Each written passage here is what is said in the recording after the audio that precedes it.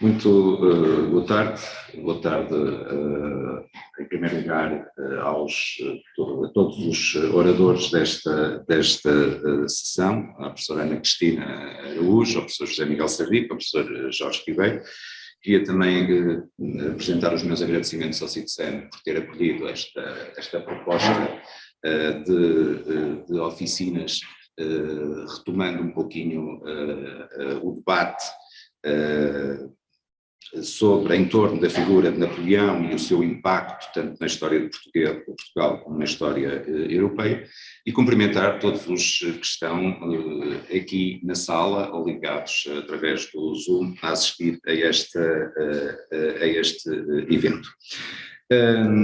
Debater Napoleão 200 anos após a sua morte é sempre um desafio, na medida em que, como personagem central da história europeia do século XIX, a sua compreensão remete-nos sempre para longos períodos de guerra que se alastraram a todo o continente, tendo causado um dos números mais elevados de vítimas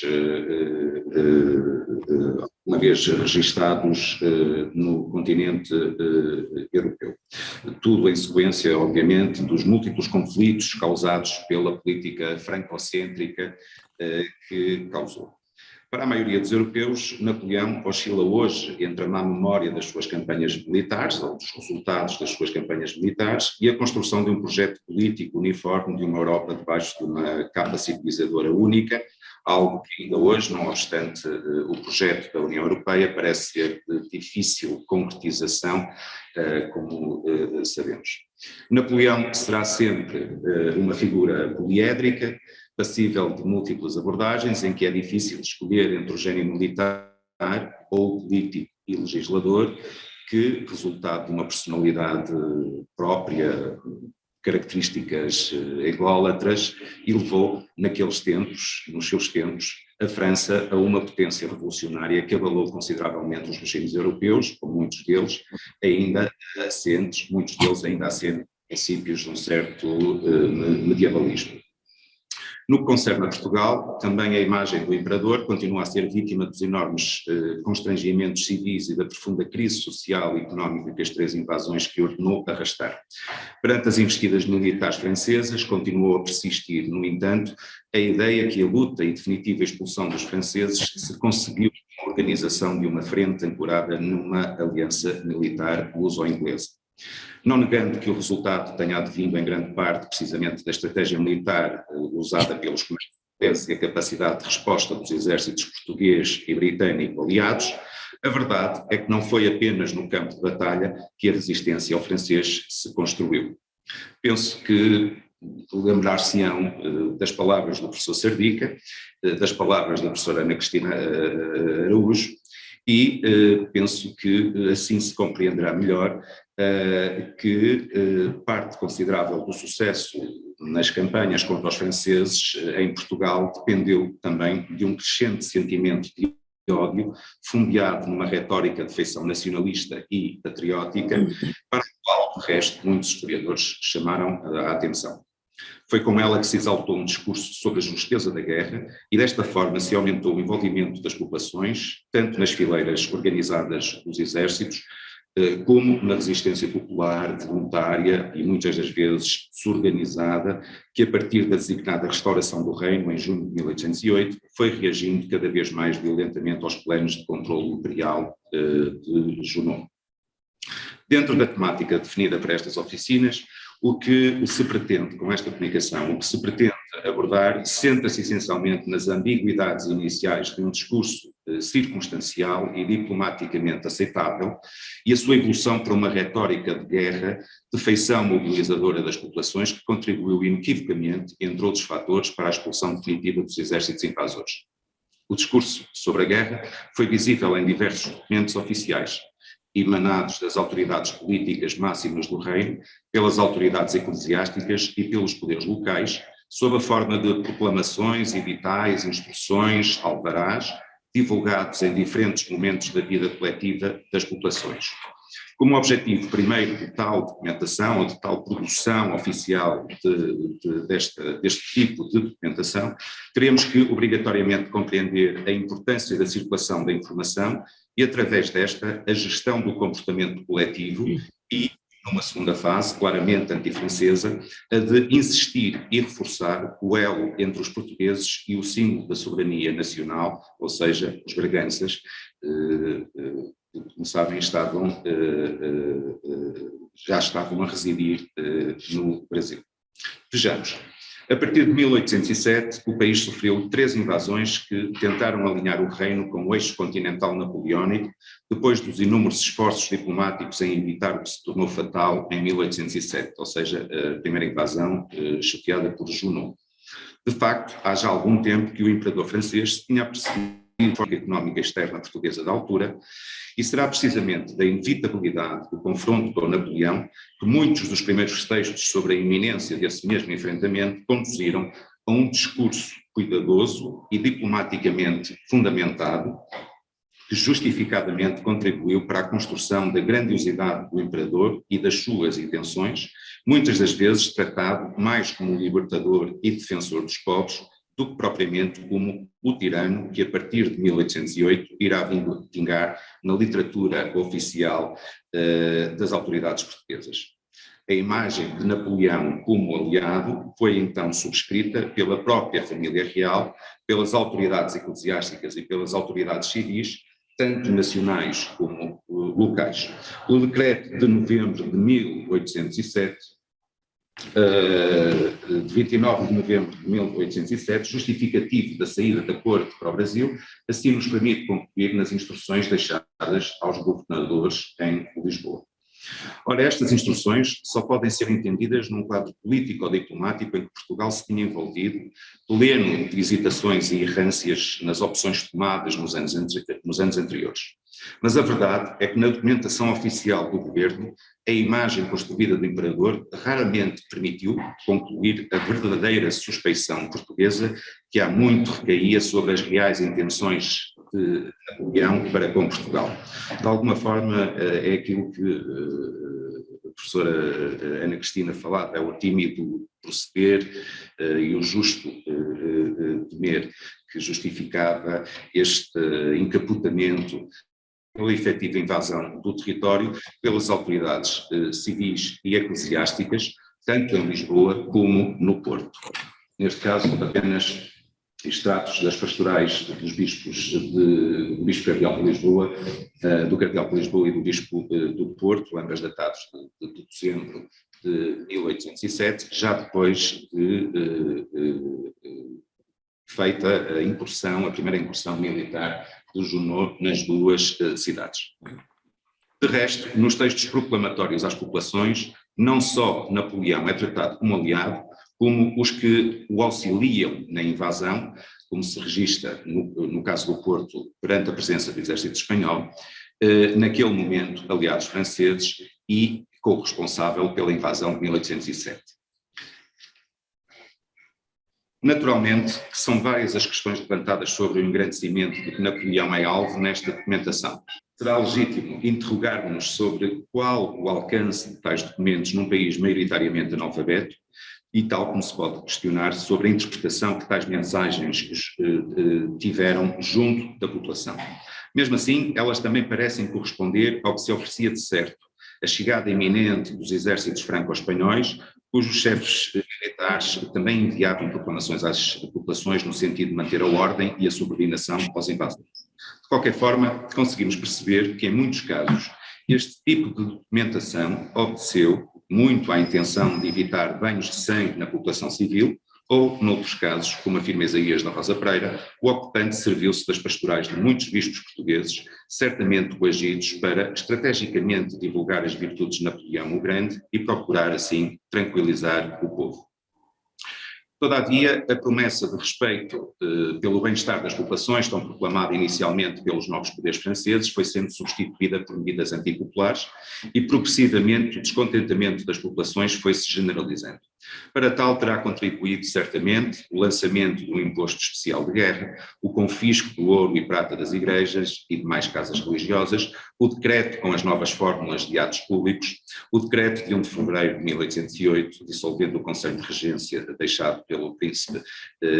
a extinção dos direitos soberanos da Casa de Bragança, o desmembramento do exército português ou a constituição do novo Conselho de Governo, chefiado pelo próprio general francês, que passaria a assumir isoladamente os destinos e o governo do reino em nome de Napoleão.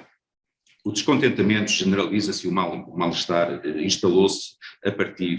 visivelmente a partir deste momento junto das populações. Ora, a 1 de maio de 1808, o decreto do príncipe regente, reconhecendo precisamente este descontentamento, torna justificada a declaração de guerra entre Portugal e França. De aliado, Napoleão era agora visto como o maior inimigo de Portugal, iniciando-se assim um processo de diabolização, de aumento da antipatia das populações perante a figura do imperador e isto tendo como consequência uma maior visibilidade na repressão das autoridades francesas. O próprio decreto de 1 de maio, a tal declaração de guerra do príncipe regente à França, é já a preparação para a mudança discursiva e legitimadora da guerra contra o francês. Depois de uma longa justificação para a declaração de guerra, em que Dom João apresenta a versão portuguesa para a neutralidade que sempre tentou manter com Napoleão, não se escusa de expor uma nova imagem oficial sobre os franceses. Ora, a partir de junho de 1808, com o início do processo que conduziria à capitulação francesa e à assinatura da Convenção de Sintra, de uma memória para Portugal, como referiu o professor Serdica, passou a circular, na intenção justificativa dos discursos oficiais sobre o estado da guerra com a França, que uma das preocupações das autoridades foi a convocação das populações em torno dos então designados interesses nacionais e, particularmente, fazer convergir estes interesses com os propósitos da defesa territorial através de uma mobilização consciente das populações no conflito. No fundo, muito da missão da principal missão das autoridades políticas, eclesiásticas e locais era fazer agora a convergência dos interesses de Estado com os interesses pessoais na defesa de um património identitário de raiz política, cultural e religiosa ante o inimigo jacobino, anticatólico e culturalmente uniformizador que ameaçava o tradicional status quo português. Lembremos-nos ainda que na sequência da ausência do poder real e na tomada do poder político pelos representantes de Napoleão em Portugal, tornava-se particularmente difícil assegurar as comunicações diretas e efetivas entre as várias e confusas esferas de poderes que as controlavam. Tal como noutros países, em iguais circunstâncias, como no caso de Espanha, muitas destas comunicações foram asseguradas por vários mecanismos emanados pelas várias autoridades, não estando estas completamente afastadas de formas de opressão e controlo exercido pelos novos poderes francófonos. Mas, mesmo assim, editais, proclamações, decretos e ordens continuam a dar à estampa nestes tempos, fossem como documentos únicos a serem lidos e dados a conhecer às populações, fosse através da sua publicação no crescente número de jornais e gazetas que as invasões francesas potenciaram, mesmo que se possa questionar o grau de penetração que tal literatura tivesse junto das populações. O interesse primordial era o de assegurar a confluência que mantivesse acesos os valores justificativos de uma luta pela defesa da integridade territorial e política e, acima de tudo, que permanecesse viva a ligação entre uma monarquia longínqua, para alguns ausente, e as populações. Pretendendo, assim, construir este alinhamento entre o povo na luta contra o invasor, e tal como é observado por Sérgio Campos de Matos, entende-se que muita da nova construção discursiva oficial passasse a empregar o termo nação, no sentido do coletivo singular, dotado de vontade própria e legítima, independente da figura do monarca, mas mantendo a sua fidelidade à figura e à instituição da monarquia. Segundo o mesmo autor, esta Constituição da tutela britânica até à eclosão da Revolução de 1820. Assim sendo, justificava-se a utilização de uma terminologia que enfatizasse, ainda que apenas no plano simbólico, o termo nação, significando este, naquele contexto próprio da guerra, a união entre os súbditos e o seu soberano, na guarda de uma identidade político-cultural, na manutenção da soberania e na defesa de um sentimento de pertença territorial ameaçado por um poder externo. Ernesto Castro Leal viu neste tempo e nesta conjuntura a legitimação dos discursos que, cito, contribuíram para a mobilização política, a nacionalização das massas e a complexificação do nacionalismo português nas suas múltiplas variantes. Fim de citação. Também Ana Cristina Araújo aborda o assunto e refere que nação substituirá os termos reino e monarquia, tornando efetiva a mobilização do coletivo político reunido em comunidade na proteção de um conjunto de interesses comuns, na luta contra a tirania e invasão do estrangeiro e simultaneamente forjando um destino histórico que crescerá essencialmente nas elites políticas, militares e intelectuais. Identifica-se assim um lado sentimental que fomenta uma convergência psicológica que atribui mesmo, em alguns casos, uma carga dramática nesta relação de união e partilha da comunidade e potencia a adesão ao todo político e identitário. Esta carga dramática conseguida nos conceitos de nação e de pátria assume-se na vontade coletiva de defender os elementos identitários portugueses, em parte a monarquia, mas também a religião, os costumes e a tradição, opondo-se à mudança perante as mentalidades jacobinas e ateias e alheias ao passado cultural das populações portuguesas e, portanto, antinaturais para a cosmovisão prevalecente. Tal utilização só existiu perante desafios próprios daqueles tempos, que obrigavam à confluência do interesse pessoal com o da comunidade política e impunham o preenchimento das fileiras do exército, criando o que alguns designam, a partir do verão de 1808 e inspirado na Revolta Espanhola, de uma nação em armas. Tal conceito, ainda que não consensual, é valorizado por António José Telo quando vê esta fase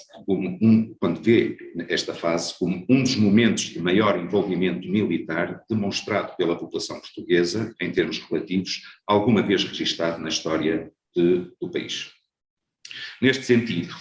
durante o segundo semestre do ano de 1808 e o primeiro trimestre de 1809, ante a iminência de uma segunda invasão que ia tomando forma pelas notícias que chegavam de Espanha, obrigava as autoridades a apelar a uma reconstrução militar do reino muito baseada na ideia de uma cidadania militarizada em que cada português se tornasse um cidadão-soldado. Dentro dessa lógica, muitas proclamações e editais incitam todos a lutarem contra o opressor que se aproximava em que o militarismo patriótico toma parte da maioria dos textos destinados às populações. Todo o português era assim mobilizado para se colocar ao lado da defesa da pátria, da religião e do seu soberano e simultaneamente deveria ser responsabilizado se não correspondesse a esta missão coletiva, como se percebe do decreto do Conselho de Guerra de 11 de dezembro de 1808. A multiplicação destas mensagens são uma realidade agora quase diária. Nos finais de 1808 e no primeiro trimestre de 1809, até poucos dias antes à tomada da cidade do Porto por Soult. Todas elas seguindo sempre o tom de uma narrativa patriótica e nacionalista que, analisada no seu conjunto, repete algumas fórmulas comuns em quase toda esta produção documental de caráter oficial. Utilizemos talvez um dos exemplos mais exuberantes desta retórica nacionalista, que é a proclamação aos portugueses de 9 de dezembro de 1808 para reunir e apresentar algumas das características principais deste argumentário utilizado pelas autoridades portuguesas. Uma primeira característica é a do reconhecimento e valorização do patriotismo dos portugueses. E cito, da tal proclamação aos portugueses de 9 de dezembro. Se até agora os governadores do reino têm observado em silêncio os admiráveis esforços do vosso heroísmo, da vossa fidelidade, nem por isso eles têm deixado de avaliar um só instante os recursos que ofereceu o vosso patriotismo para a restauração da independência nacional. Só por impulsos deles, vós tendes arvorado ao norte e ao sul as bandeiras portuguesas, e com o poderoso e decisivo auxílio dos exércitos britânicos, foram felizmente calcadas as orgulhosas águias do tirano que vos queria impor um jugo de ferro. Uma segunda característica, uma segunda fórmula particularmente visível também nestes documentos é a junção ibérica e a construção de uma frente ibérica de luta contra os franceses. Cito: sim, portugueses, vós tendes imortalizado o vosso nome. Espanha e Portugal têm sabido resistir ao tirano. A Península foi o escolho onde tem vindo quebrar-se as forças do déspota, que no delírio do seu orgulho tem ousado apelidar-se o árbitro dos povos e dos reis. Mas, portugueses, não basta ter uma vez vencido. É necessário, para conservar a liberdade, opor uma barreira irresistível aos novos esforços do insaciável Napoleão. Vaidoso por suas vitórias na Itália e na Alemanha e irritado pelas suas derrotas na Espanha e Portugal. Ele reúne os seus exércitos, ele os faz atravessar os Pirineus como uma torrente despenhadas das montanhas, ele pretende inundar em sangue as províncias de Espanha, único asilo da liberdade do continente. Ele empenha todas as forças em vingar os seus generais e os seus exércitos batidos, dispersados, fugitivos e prisioneiros. Uma terceira tendência discursiva desta retórica oficial neste período é uma certa manipulação, diria, sentimental e uma certa hiperbolização do passado recente, inspirado essencialmente na experiência dos portugueses durante a primeira invasão francesa. E cito: se entrando há um ano, como amigos, eles marcaram as suas marchas com incêndios, com sacrilégios, com rapinas e com toda a qualidade da tirania, se depois que usurparam sem resistência o poder supremo, exploraram os sagrados templos, impuseram contribuições enormes, atacaram a liberdade individual, saquearam cidades, abrasaram vilas e cometeram atrocidades só próprias das mais bárbaras nações, que não praticariam agora esses exércitos devastadores em um país onde a unânime vontade dos povos se declarou gloriosamente a favor das liberdades. Outra tendência discursiva é a utilização também recorrente do passado glorioso português. Dir-se-á, porventura, que não somos dos descendentes dos valorosos lusitanos que tanto tempo zombaram do valor e da perfídia dos exércitos romanos? Não foram os nossos antepassados os que expulsaram destes reinos os bélicos árabes? Não somos nós os que fazemos tremer as costas de África? Que fizemos tremer as costas de África? Os que fomos estabelecer no Oriente um dilatadíssimo império, os que temos sabido sempre defender a coroa dos nossos soberanos e a nossa independência nacional? Outra característica é precisamente um chamamento emotivo e sentimental que os textos fazem ao envolvimento da população, envolvendo mesmo aquilo que eram, tal como ainda hoje continuam a ser, enfim, os aspectos mais importantes da vida pessoal e íntima de todos os cidadãos. Quereis que digam os nossos filhos que o nosso valor e o vosso heroísmo só existiu poucos meses para provocar mais sobre a pátria a íria e a barbaridade do vencedor? Mas vós não ouvireis as suas imprecações, porque eles virão acabar a vida longe de vós. Eles iriam ser, em países remotos, involuntários instrumentos da opressão e da miséria de outros povos. Mas vós os vereis sair dos vossos lares arrancados aos braços de enternecidas mães, invocando em vão o nome da pátria que os viu nascer. Outra das características é, enfim, a tal defesa dos valores principais que conferem alguma, para quem escreve, confere alguma identidade, digamos, portuguesa. Portugueses, contra um inimigo poderoso e vigilante não deve haver descuido. Se não quereis ser vis escravos, se não quereis ver ultrajada a santa religião, vilipendiada a vossa honra, insultadas as vossas mulheres, trespassadas de baionetas os vossos inocentes filhos e aniquilada para sempre a glória de Portugal, corramos todos a afrontar-nos a afrontar-nos como o inimigo comum, unamos as nossas armas às dos honrados espanhóis e às dos intrépidos ingleses, mostremos à Europa que não é só a Suécia a que sabe opor uma barreira de bronze aos opressores da sua liberdade. Sejamos o que sempre fomos, valentes, intrépidos, invencíveis. Sejam os nossos braços, sejam os nossos bens os fiadores da nossa independência. Vale mais sacrificar os bens à liberdade da pátria do que reservá-los para despojo dos seus infames opressores.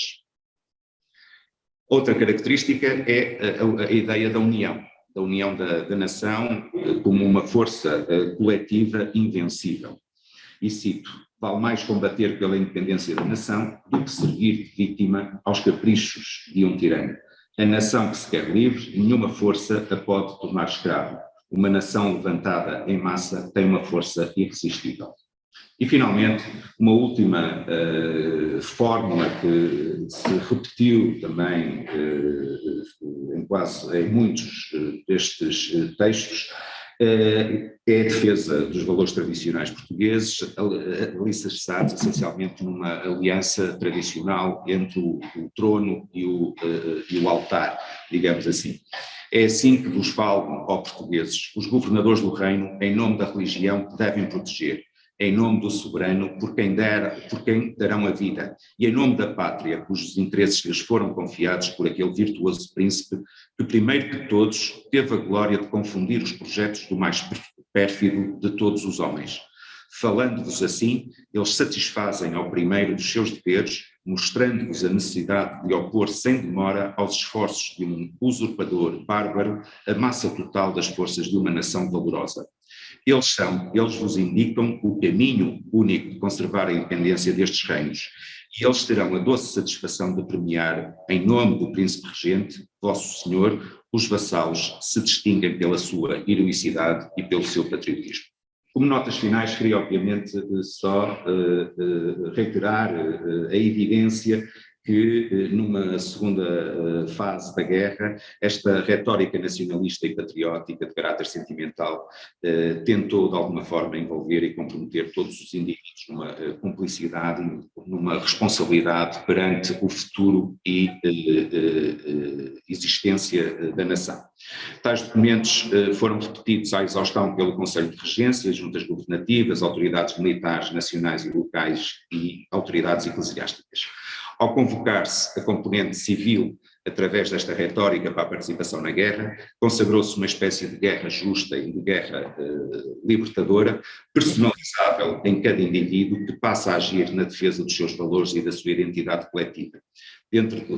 Deste modo, debaixo de um antifrancesismo crescente, a população deixou-se conduzir por um patriotismo frenético e a imagem de Napoleão, pese embora as ambiguidades com que foi construída em Portugal, rapidamente passou de aliado a tirano.